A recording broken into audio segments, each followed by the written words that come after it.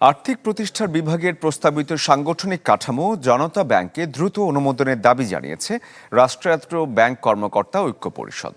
এক সংবাদ সম্মেলনে কর্মকর্তারা বলেন, 2019 ও 2024 সালে সুপার নিউমারি পদের সমন্বয় করে 1075 জন কর্মকর্তাকে নিয়মিতকরণের সিদ্ধান্ত নেয় জনতা ব্যাংক। এর মাধ্যমে ব্যাংকটির কর্মীদের নিয়মিত পদোন্নতি থেকে বঞ্চিত করা হয়েছে।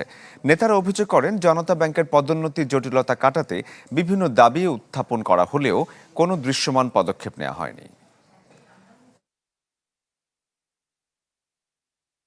কর্মীর পরিসর বাড়ার জন্য প্রয়োজন একটি যুগোপযোগী এবং মানানসই সাংগঠনিক কাঠামো।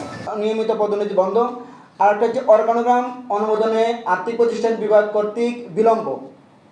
এই দুটি কারণে আমাদের জনতা ব্যাংকে পদোন্নতি বঞ্চিত হয়েছি।